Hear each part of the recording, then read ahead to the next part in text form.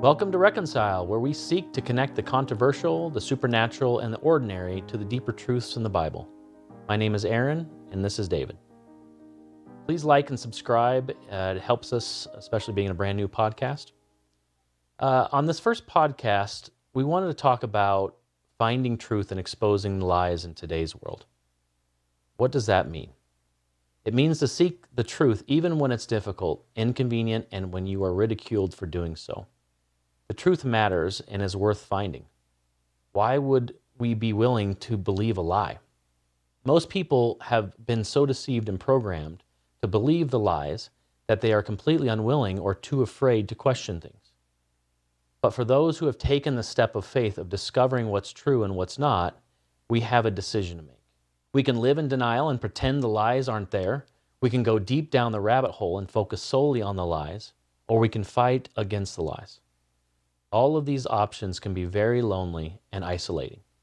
You feel like the world is blind and that something's wrong with you for even seeing these things. What's the difference between those who have seen the lies and those who refuse to even consider them? Their worldview. Those who see the lies realize that there are people in this world who are capable of doing evil things, and those that don't see the lies believe that people are good and that the world can eventually be fixed if we just change the laws, improve education, or force people to be moral. If we believe what the Bible says about the sinful nature of man and about Satan, and that he is the prince and ruler or little g God of this world, then why are we so surprised when people do evil things and conspire against others? Why are we surprised that Satan, the father of lies and the prince of this world, is actively working to deceive us?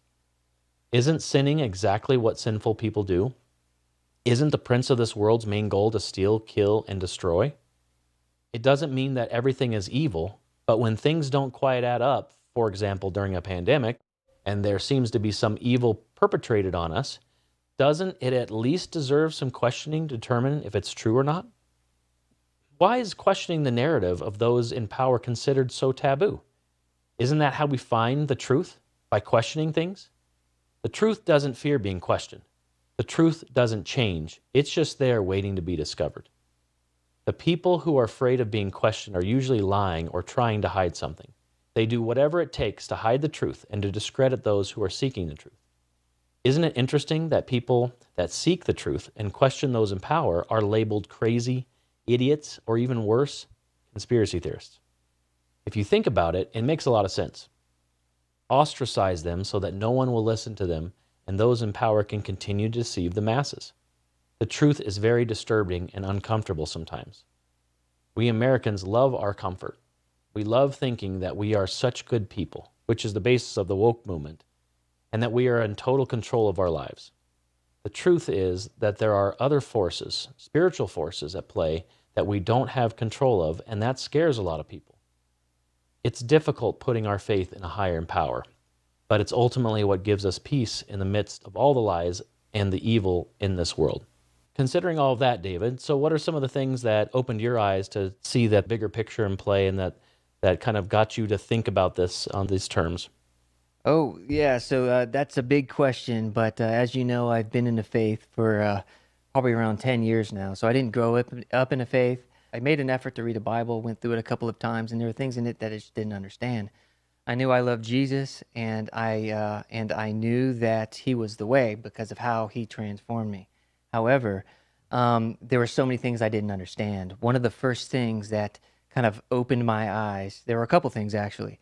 But two things in particular. One of them was after reading Michael Heiser's book, The Unseen Realm, which basically brought to light the actual worldview of the biblical authors who wrote through the Holy Spirit the accounts that we read in the Bible. Like, why are they constantly falling back into idolatry? What does that mean? What's this mean to rebel against God? Even if you've seen many of his major works and miracles, right?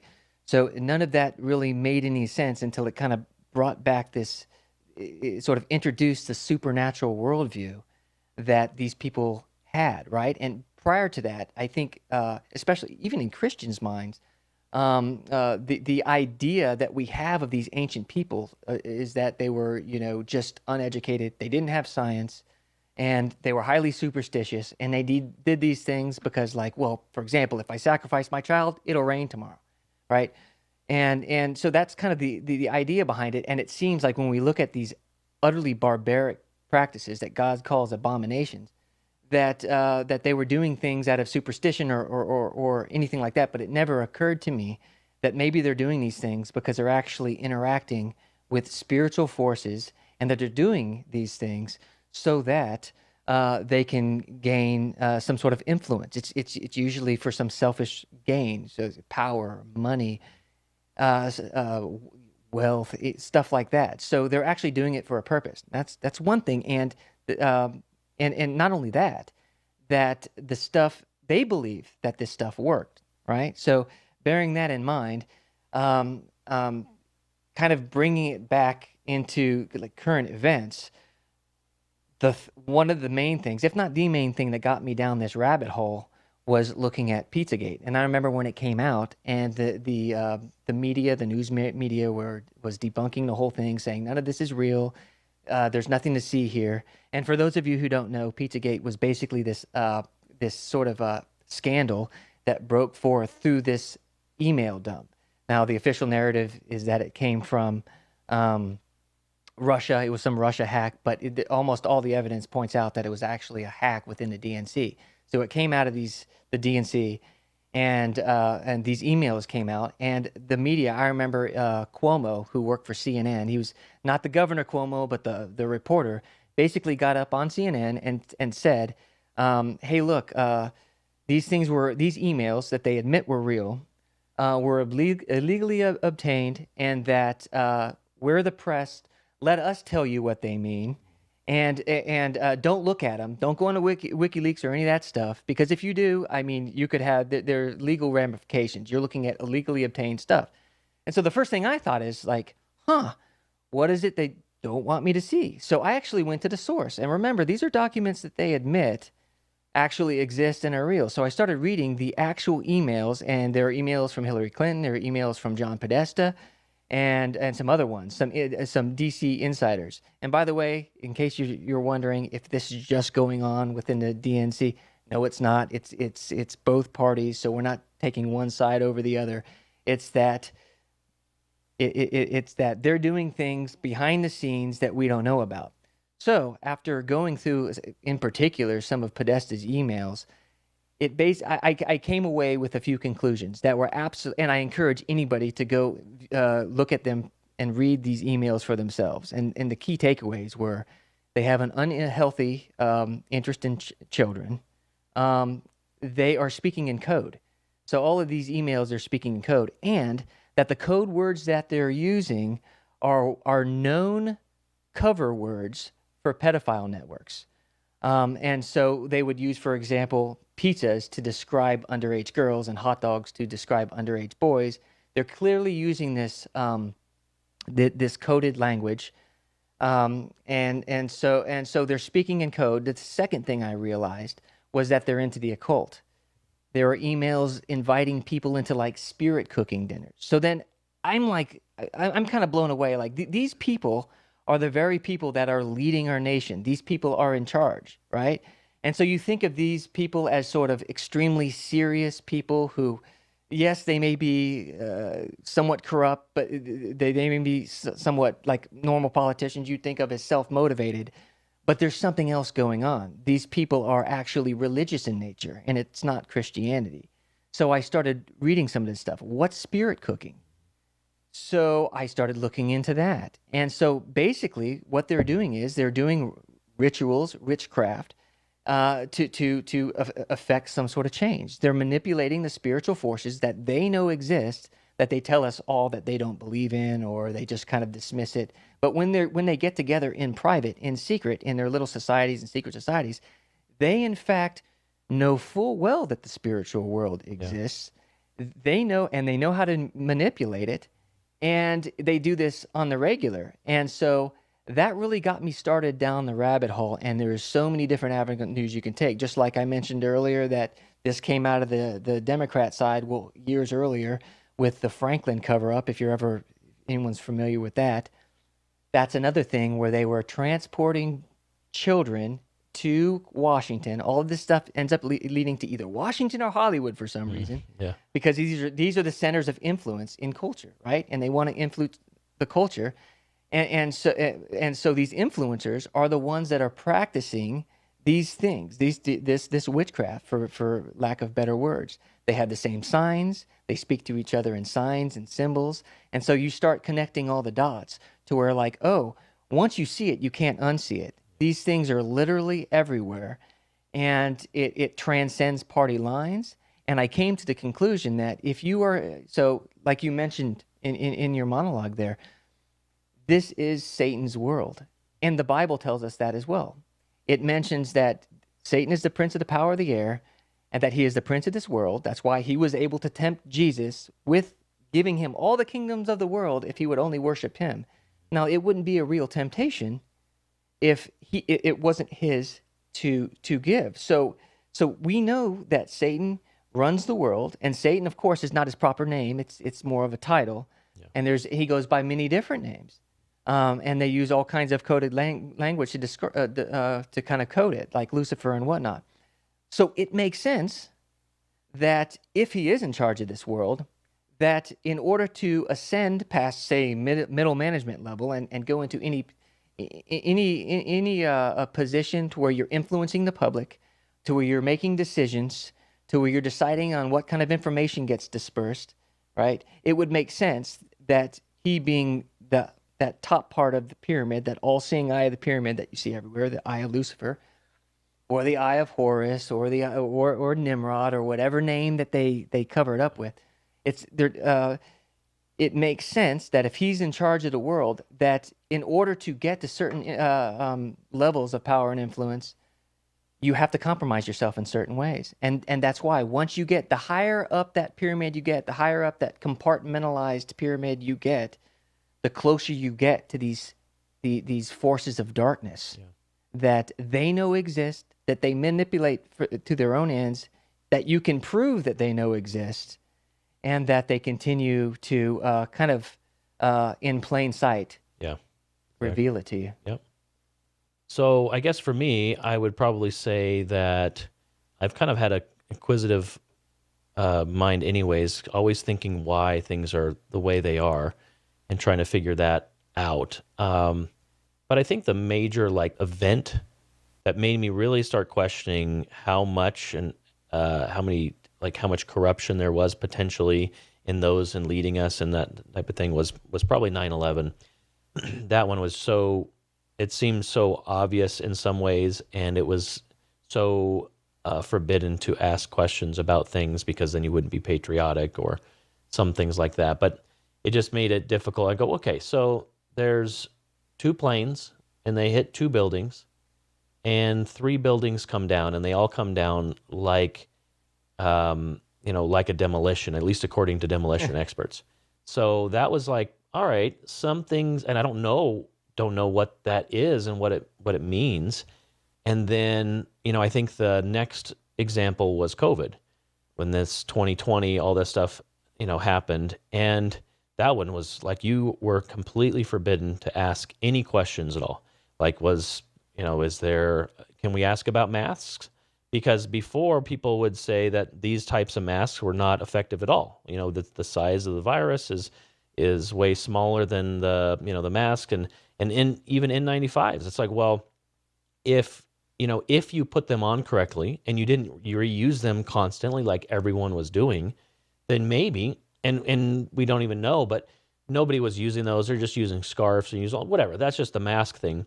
And that was like, there was some major things there. And how about like that the novel coronavirus is released or is, comes out of a place that's like a mile away from the only novel coronavirus lab in the world in Wuhan, China. And was that just happened to be like magic where the bats and the stories that just didn't add up. And so that was like, okay, there's a coordinated effort because it wasn't just our government, it was the whole world's and all the governments talking about these things. Media just absolutely cannot mention anything other than that. People got censored like crazy. And then the pokey, we can't even say the word because you'll get censored. This video might get taken down if we say the V word. And just to question those things, like, wait a minute, so this is 95% effective, now it's 85%, now it's 50, now it's 10, now it's 5, now it's not. All these, people dying suddenly. Okay, just question. Can you question it? Nope, can't question it. Now you're labeled as, some crazy nut job. So those things kind of built up and go, knowing like, okay, there is somebody or something that's trying to perpetrate evil on us. It's not, these people aren't just, hey, we're just looking out for the best of you. Some people are. I mean, there is like good intentions. People are trying to do that.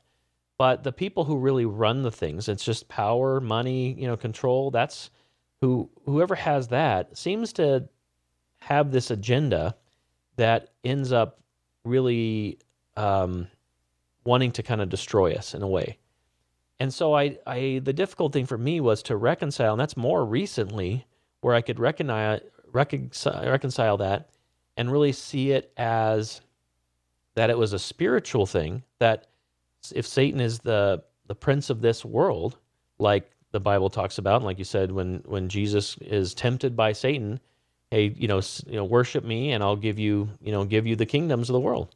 And he didn't say, no, you don't have the ability to do that. You don't have the power to do that. Well, for that time and for, the time that God has allowed, that Satan has power over this world until the end, which we realize, in Revelation that he loses. And so that's, I think it was getting not stuck in the conspiracy or whatever it is, but to go beyond that to what was really behind it. Because it's not going to be just by fixing the governments and, it's run by fallen, people. And so it's not going to, you change a law, it doesn't change the heart. So that was my kind of, wakening up in a sense of those things. And then you feel crazy and you feel isolated because you can't talk about these things without losing friendships. Where if you could just talk about things and go, well, I disagree with that.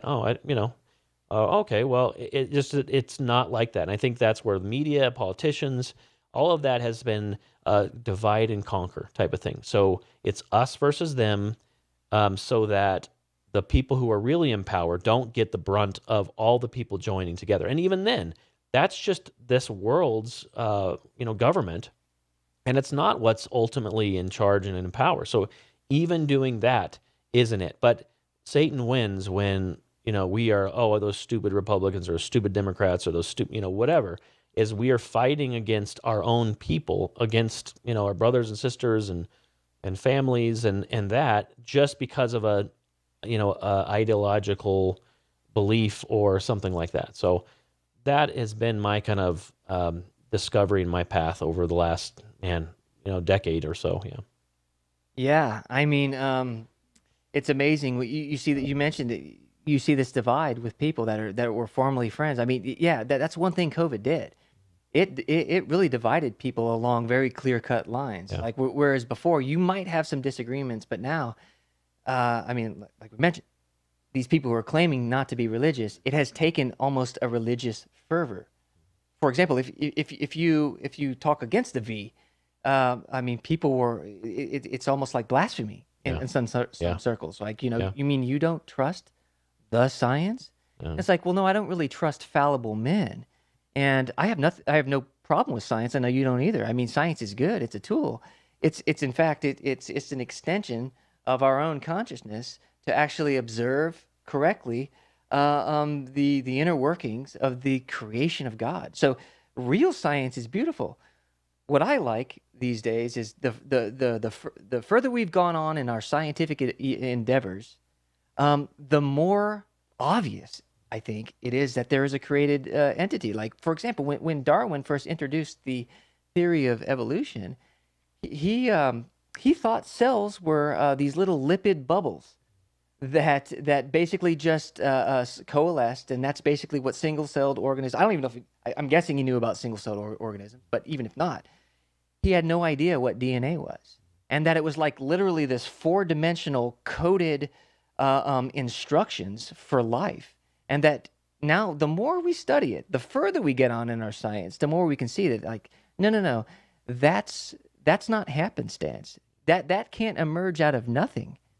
So all of these truths are being revealed, but just like you said, we've got a dialectic because as they know that this information is coming out, they have to sort of co-opt that. They have to control the narrative.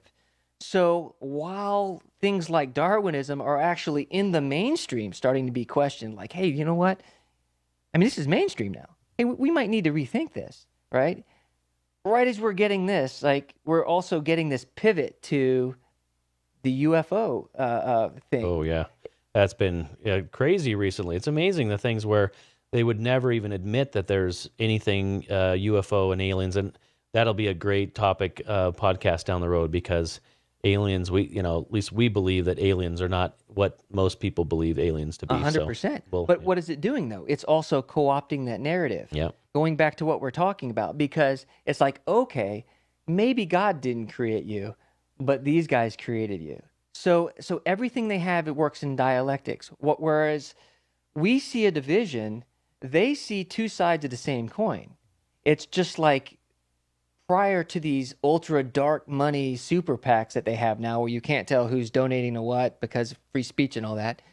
Prior to that, it was well known that the same exact interests funded and promoted both parties. As you and I argue about our differences, and people on the street start fighting over these things, and sometimes even rioting over these things, you can see the same forces of evil promoting both sides so they can get people divided because, as you said, the last thing in the world that they want is for any sort of real grass movement, truth movement, real truth movement that you and I both leads to the truth of God. The last thing they want to know, they want to have happen is for that to like emerge out of nothing. And so Satan, we have to remember, Satan doesn't care what you call him as long as you're not worshiping Jesus Christ. He doesn't care what God you worship. He doesn't care if you're doing yoga.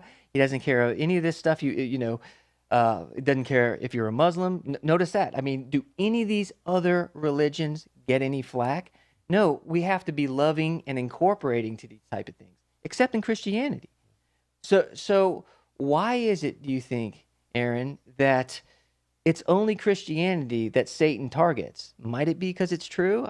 yeah. I mean, that's one interpretation of that. And I saw something. I think it was on TikTok that there was somebody who was typing in "hate," "I hate," and then put in every single other religion. They were blocked, but it says "I hate Christians," and that was the one that was not blocked in all of the searches, which is very interesting. So, and you think, okay, maybe coincidental, maybe not, and I think you have enough of these coincidences, supposedly quote unquote coincidences that add up that you go, okay, there's something to this, and what it is, I don't necessarily know, and I think that one thing that I think people have a difficulty getting past, the people who can't see these things as like there's something behind them, is that I think they don't see that there is evil in the world and that evil shows itself in different ways than they think. I think a lot of the people like that think, okay, mass murderers or terrorists or whatever, those are the only evil in the world. But, somebody who's smiling in your face and backstabbing you at the same time, or who are like, I will do anything for success or for money or for power. We know those things. And that's why celebrities, it's just a perfect position to be where you do anything for power, for fame. Yes, that's what celebrity is. And so if they just say, hey, they get the deals with the devil, which we'll see some videos of that, here in a bit, then we'll give you that. So it's not necessarily just the mass murderers, but it's everybody. It's anybody who has, because we're all fallen. We're all sinful. So we're all capable of doing evil. And so when the government or people in power do these things that don't seem right, I don't understand how people who are just think, oh, well, the government only has our interests in mind.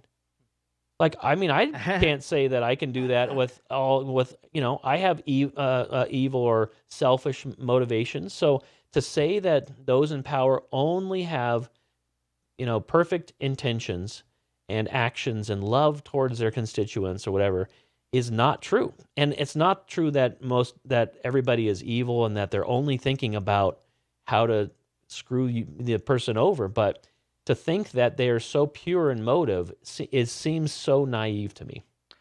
Well, think about it. I mean, yeah. So I think when we humble ourselves and start realizing that we're not perfect, we're not going to be perfect. We don't have this us and them mentality. Like we always want to have this dichotomy in our minds, right? Just think about a war, right? You're either for this side or that side. So there's got to be good guys on one side and then bad guys on the other. My kids always ask me like, "Dad, who's the good guy in all of this?" And I said, "Son, sometimes there's not a good guy. In fact, none of us are good." And once you realize that about yourself, you realize that, you know what? I need something outside of myself, some rock, some foundation that I can stick to and that I can cling to, some actual truth outside that's transcendent, that's outside of myself, that is the foundation for truth and that I can know like, hey, listen, I need to follow these certain moral laws because if I start making up my own subjective moral laws, that means that whatever seems good in my own eyes, I can do, right? So good and evil becomes completely subjective. And anybody who's had children, like Aaron, do you have to teach a child, any child, to share, or do you have to teach them to be selfish, right? You know Yeah. what I'm saying? Yeah. Yeah. Anyone who has kids, they know that's built in. Even though like, oh, they're Built in, so it's cute and ingrained. so whatever, Hmm. they didn't have to be taught how to be selfish No. or how to be sinful. That's nature. And Yeah. they're honest. Yeah. That's our basic nature. And then once you realize that, then you can kind of humble yourself and realize, you know what, all of these people, they're not necessarily evil. They're just like me that need savior. But Yeah. here's the thing: there's a lot of people, like as you're about to show in these clips or whatever, that are intentionally seeking these things out. They Yeah. know what they're doing, Yeah. and they're actually getting something out of it because when you sign this deal with the prince of the power of this world, the prince of power of the air, you are getting something in return. They know that it works. And so, but why do you think? So, why do you think it's so overt now? Because before, I mean, you could go back throughout all of Hollywood. You can go back through, Super Bowl halftime shows. You can go back through the Grammy Awards Hmm. of years past, and it was always there, right? Like I said, it's like, oh, now we can kind of see it. Once you start knowing what to look for and how they speak to one another, but now it's like completely unhinged and unveiled. It's like, no, we're going to do a complete and total overt satanic ritual slash ceremony in front of the public. Yeah. By the way, I'm going to be dressed as Satan Yeah. and On stage on live. stage doing, Yeah. jerking my hips, doing this sex magic in front of everybody. And we're going to show it live and silence from the public, Yeah. right? You know what I mean? Like people would be horrified if it was just a few years back, and you see the continuum of how things have just like when you allow a little bit of evil in the world, and how far it goes, and it just makes me think about why God gave us the law to begin with. Now, because a lot of times we think, oh yeah, I mean, I think so myself. You don't like to be constrained. We want to do what we want to do. It's our nature to kind of rebel. Like I don't want my parents telling me what to do. Hey, in this area here, I think I know better than them. You know, but and sometimes maybe that's true, but usually the older person that has more life experience, usually, and has your best interest at heart, they're going to know more than you do. And it's just like God with his people. He's giving them these rules out of love, right? Not to restrict them in any way, but he's doing it out of his love. Why? To protect them from each other. I have to tell people, you think like it should be common sense not to tell people not to steal. But no, if there are no consequences for it, it's not written down. What you have is complete and total anarchy. And we've gone full circle. I mentioned something in the Bible, but now, you see in California, they've decriminalized shoplifting. And what happens? Complete and total lawlessness, and people lose their property. Now, let me ask you this, Aaron. Do you think that the people, and namely, not just the politicians, but the powers behind them, do you think that they're stupid? Do you think that they don't know that decriminalizing shoplifting is bad? Yeah. No, I mean, that's the thing. Like, that is a good point because people think, especially with politics, oh, those guys are such idiots. Right. They have clueless, they know what they're doing. Absolutely. And the powers that be know exactly what they're doing. And the thing is, you think they're idiots because you're like, I don't know how this makes sense because you're looking on it at a natural level instead of a supernatural level. And when you see it as a battle between good and evil, then it makes sense completely. So let's look at some of these videos and some pictures of some of these things. Here's Katy Perry. That's how I got introduced to the music industry. Because I swear I wanted to be like the Amy Grant of music. Yeah. But it didn't work out, and so I sold my soul to the devil. Sold my soul to the devil. So just so you know, Aaron, that's one clip and it's gone around, but she has said that and at least 2 or 3 other Yeah. television shows. Yeah. So it's not like, is she just being edgy? Yeah. Or does she mean what she says? I mean, if you repeat that same thing over and over and over again, maybe they're telling the truth. Maybe there's truth. There's always that possibility. Maybe they are, just being facetious, or they're doing some other thing, or maybe they're actually telling the truth. Here's one, Jack Black and Tenacious D. Charlie Daniels. Charlie Daniels, he had some devil in there, and it goes even back to before that. Who's Robert Johnson? Right. You can find his roots, way back to the beginning of rock. And so, had we sold our soul to the devil? How else can you explain us being here on the jazz? How did these two guys get? And every time there's always laughter, like, oh, ha, ha, hilarious, funny. And They think they're kidding. Yeah, that's everybody. And they say it, not that they're saying, hey, just kidding or anything like that. They just said that, said it, and everyone just laughs. Here's one, Bob Dylan. But why are you still out here? Well, it goes back to the destiny thing. I made a bargain with it, a long time ago, and I'm holding up my end. What was your bargain? To get where I am now. Should I ask who you made the bargain with? with the chief commander. On this earth? And on this earth, and then in a world we can't see. It's funny. He almost said, "I made a deal with the and then he didn't finish that. Yeah, no, absolutely. Here's pictures of Sam Smith on the Grammys, where he's dressed up like Satan and he has his demons around him dancing, and all that. So here's a question.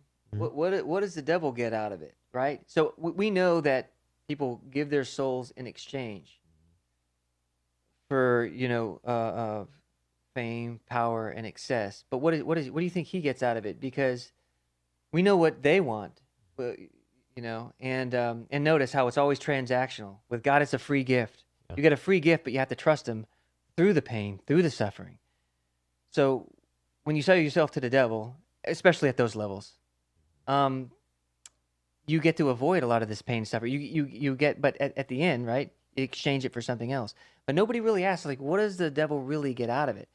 So if Katy Perry, for example, or Bob Dylan, or say the Beatles, for example, if they were to have compromised themselves in any way, how do you think Satan uses them to sort of change and influence culture? Because these people, I mean, we see all this. They're highly influential. Yeah. People listen to them.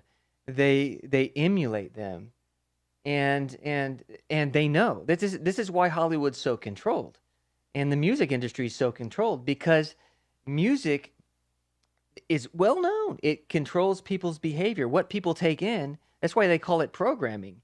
You ever? I found myself doing this. You ever just like watch something on TV and then you find yourself, maybe it's a news show or something like that, maybe even a podcast, maybe true, maybe it's not, but you find yourself repeating the exact same phrase and you think to yourself, was that my opinion?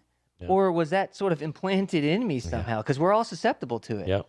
It's like Dumb and Dumber quotes for me. My kids, like once they watch Dumb and Dumber and they say, "Daddy, you said the same thing all the time." Yeah. Yeah, those things, do have a way of sticking in your brain. Yeah, absolutely. And so, you look at figures, speaking of the music industry, you look at figures like Aleister Crowley, who a lot of people might not know who this guy is. He was a famous, he called himself the most wicked man in the world. He was a famous occultist around the turn of the century. And he was responsible, well, basically to sum up what he did, he basically had a scientific approach to the occult. So it didn't matter from which side of the spectrum it's on. If there was some ritual, if there was some magic of some sort that could be done, he would actually do them, no matter how heinous. And so there, Yeah. he did some unspeakable things with children, his sex magic. He had like 4 or 5 wives or concubines. They all went insane, clinically insane. This is all documented. So, because he would have them do things with animals, so on and so forth, use your imagination. And he would chart literally what worked and what didn't, like a scientific approach to witchcraft. And nothing was off the table. And so he actually devised his own religion off of it, called it Thelema. And you'll see, even to this day, this is some old white dude, and you'll see like a lot of hip hop rappers off the street with Aleister Crowley T-shirts. You'll see him everywhere. The Beatles said that he was one of their influences. They put him on one of their album covers. Jimmy Page bought the guy's house. Supernatural, the show Supernatural has as the devil, he's, I guess he's, I don't know, whatever position he is, but is Aleister Crowley. Right. And so think about it. Why this fascination? Because they know that this stuff actually works. And by the way, when I say stuff like that, I hope I'm not encouraging anyone to do that. Yeah. I hope you know the consequences of that. Yeah. Yeah, it works.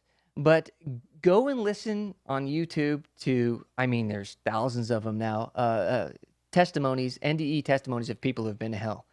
And they will tell you that there is absolutely nothing you can gain, nothing you can do at all that's worth going there. There is absolutely not, and it is for eternity. So a lot of these people, again, the higher up you go, they know the score. They know what they're doing. So going back to what I was saying, all that to say, circling back, they do these things so that they can get what they want. We know that. But what does Satan get out of it? Well, these people are all cultural influencers. I mentioned the Beatles. They openly admit, and now when you look at them throwing all their signs and all this stuff, they're doing that in your face, even back then. So this is nothing new. And you see, a bunch of a few street urchins from Liverpool who claim to not really have any music ability, and all of a sudden they're writing hit song after hit song after hit song and hit after hit song, and then they tell you openly, "Oh no, Aleister Crowley is one of our main influences."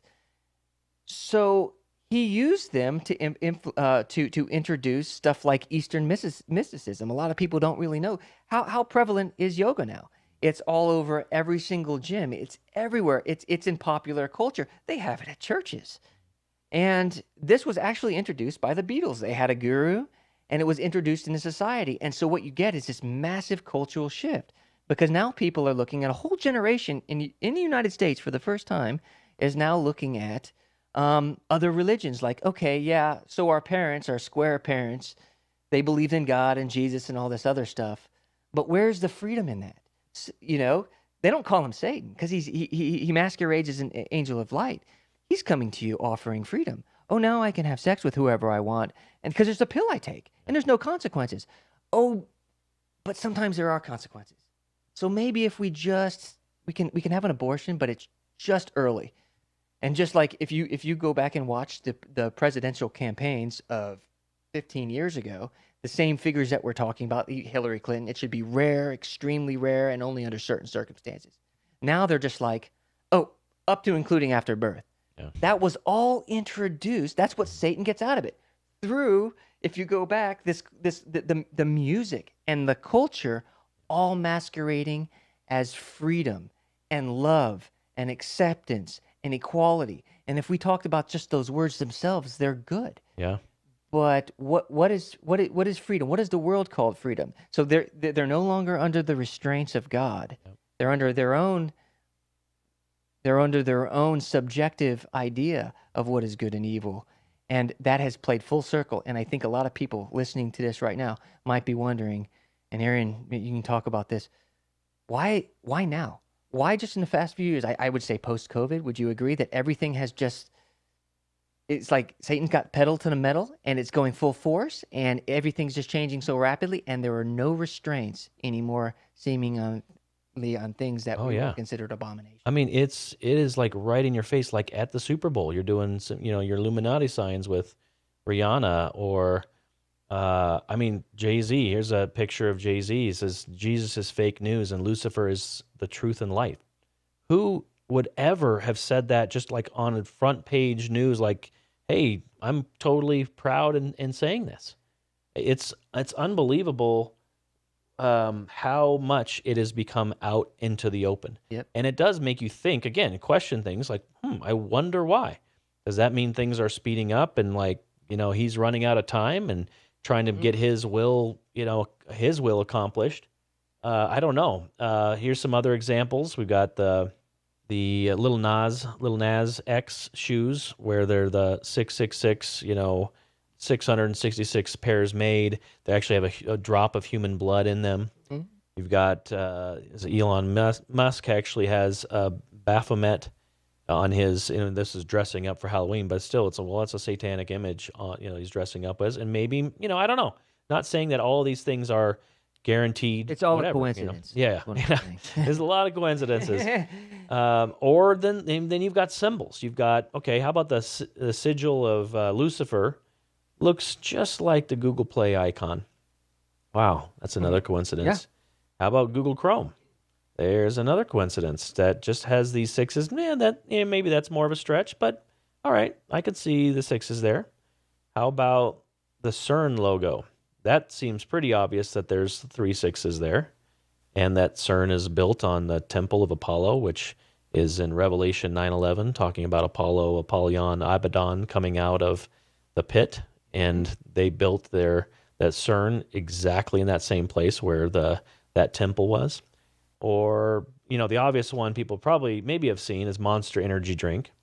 So that is it looks like a monster, scraping down and making that symbol, but it's actually, those are Vav, in Hebrew, that's Vav, Vav, Vav, which is 666, which is V's and W's are in, Hebrew gematria equals 666. So back to CERN, they're the first ones who created a first website, and way back in the beginning of the internet, and they are the ones who put www at the beginning of the address. Well, www in Hebrew would be 666. Interesting coincidence? Maybe, maybe not. I don't know. How about this Disney cartoon where it says "Ask about Illuminati" on the back of there? I was like, whoa. I don't think I've seen that one. That's interesting. How about the here's the Apple App Store, which is the Freemason sign, and then the Freemason apron is the Gmail icon. And they're kind of all over. And you see one or two and you go, well, maybe that's coincidence, or maybe they really are serving someone else. How about this one where it says Balenciaga? Well, Baal in Siaga is Baal is king in Latin. There were some overt things going on there too, where they were, I don't know if you saw that commercial where they were literally, Oh, man. yeah, there was some writing on there, and it was literally, and there were some books in the background that were advocating for a child, the P word, Yeah. sort of thing. Yeah. And so, they're putting it in their commercial. That's what I'm saying. It's all out there in the open. You don't really have to dig too far for it. Yeah. And we've been warned about this before. I mean, the last president that was assassinated told us that there are secret societies that have infiltrated, scientific, military, academic, intelligence, media, blah, blah, blah. Yep. Anyone can go back and listen to what he's telling you about that. And that it was his intention to expose that. And he's actually basically pleading with the media that, hey, help me in all of this because I need your help. And to get rid of the Federal Reserve. Get rid of the Federal Reserve, Which is and interesting. and to break the CIA into 1,000 pieces and exactly. cast it to the wind. And who's the one who's allegedly, took him out? The driver, the CIA. Well, I mean, when was the last time you heard a politician speak like that? Yeah. Well, I can't remember. I know they probably learned their lesson that if that's what happens, and why would they go after a Federal Reserve? Well, if you have someone who is in control of your money and your financial situation, and you can also, I think, one of the tools of Satan is to hurt people financially for the sake of that they don't have time to spend time with their family. It's a breakdown of your family. Now both parents have to be working, and then you send your kids to be indoctrinated in a school where not necessarily all the time all day, but they are producing messages and they're getting those messages in your kids. And so that's a tough one. And you go, people may know that and they're going, I don't want that, but what else can I do? We both need to be able to work. We can't stay home with the kids and homeschool them or whatever. And some people I couldn't homeschool if I wanted to. My kids drive me crazy. Well, that was advertised as freedom as well. They were convincing people, women in particular, in the 50s and 60s that wow, it's too bad that you have to be a housewife. Think about the actual power of programming and the power of suggestion. Yeah. Whereas she may have been, and I'm not saying that women can't have careers or anything like that. Yeah. I've got 4 daughters, so I get it. I think you should be able to have that if that's what you want. But the fact is, people were happy, and they were happy in their respective roles, and there was no really restraints on anything, although there were some cultural things that needed to happen. But the power of suggestion, the power of programming, convincing these women that hey, it's too bad that you have to slave around in the kitchen for your kids. Who wants to be around their kids anyway? You need a career. You need to do this. So ultimately, they were selling, again, Satan sells it as freedom. Now we enter the women in the workforce. And what happens? Do you actually have more freedom and more money? No, because as you doubled the people that are the available people in the workforce, by the way, the women all got paid less.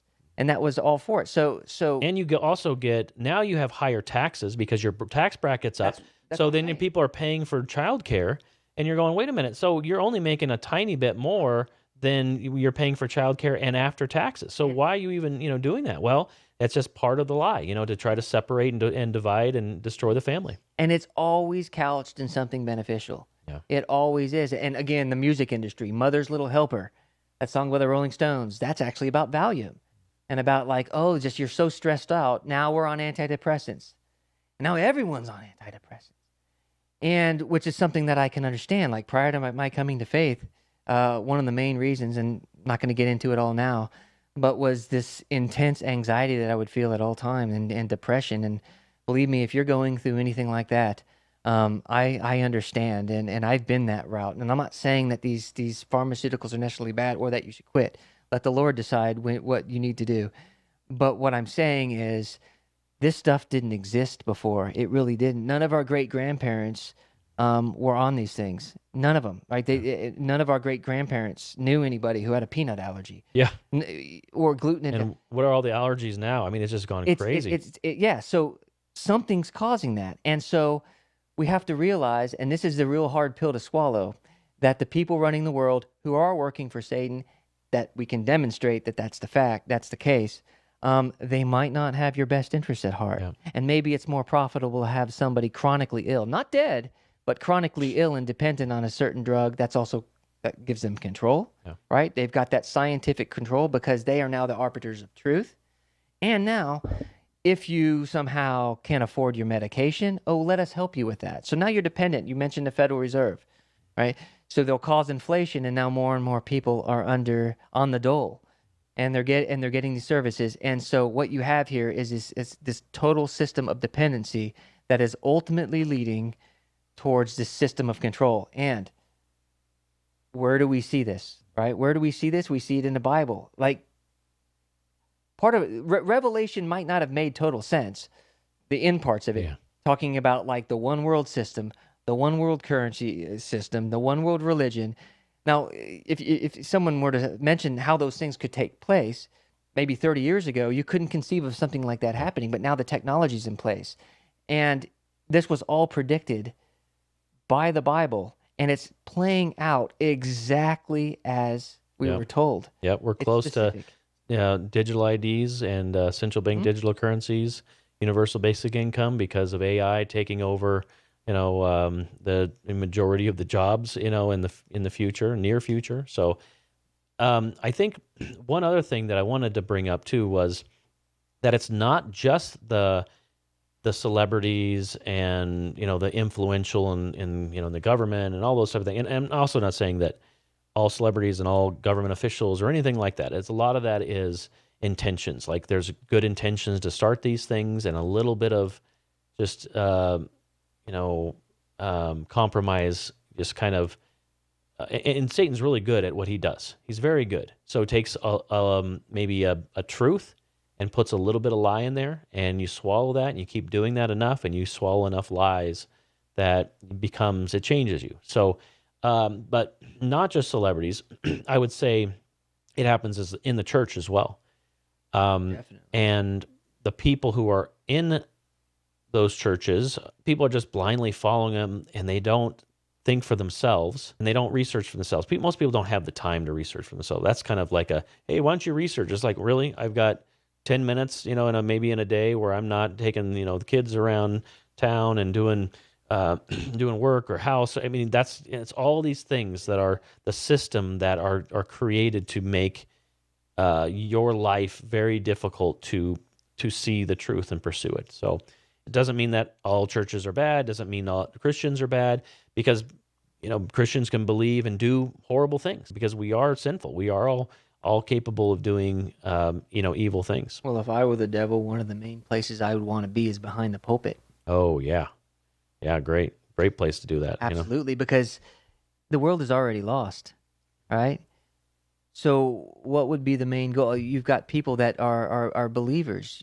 The main goal would be to lead them astray, to start entering in little heresies. I have to also have love and compassion for all of these people who are so easy not to love, because it's so easy, Aaron, to just say, we can solve this. We're going to vote our way out of this. If only this happens. If only that happens. If I can get rid of Klaus Schwab or like Bill Gates or any of these guys, then everything's going to be good, because then we can put our own guys. It's like, no, when we realize that at the foundation that we're fighting actual spiritual forces that are extremely powerful, they're extremely ancient, and they are highly intelligent. They are supernaturally intelligent, and that these are the forces that are influencing these people, and what they need God, and we can bring them the message.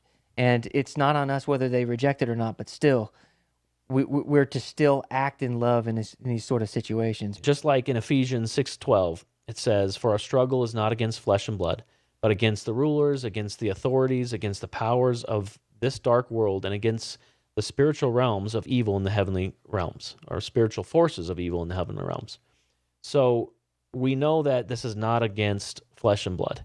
And that's a huge thing for people to understand, because otherwise you don't know what to do with it. You just get hatred. And then you've got these kind of crazies on either side where they're like, I'm just, we're going to blow something up, or I'm going to, do something really bad to these people.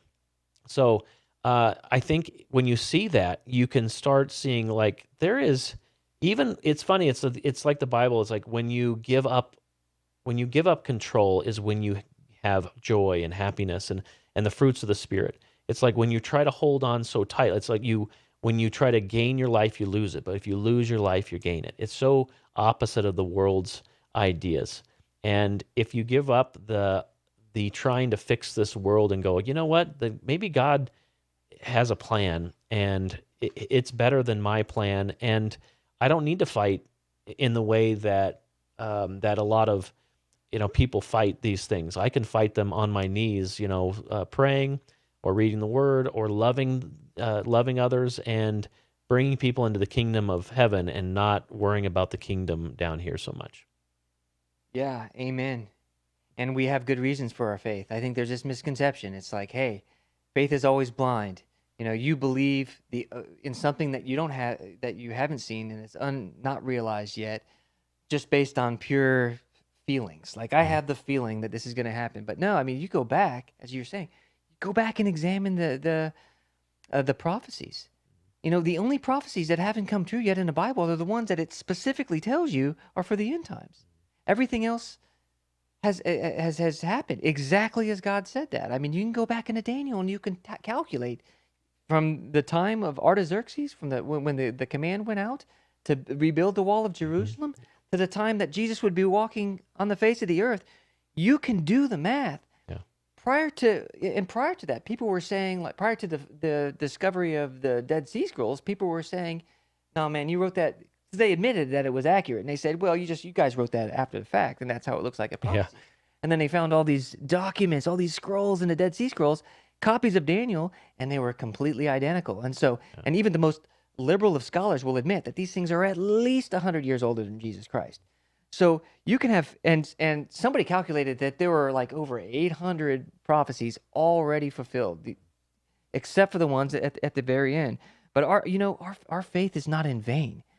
If we can trust that, and we know that we can, if God's word comes true 100% of the time, and if the worldview that we're trying to talk about and trying to figure out, like, what's going on, why are these people doing this, how do I make sense of it?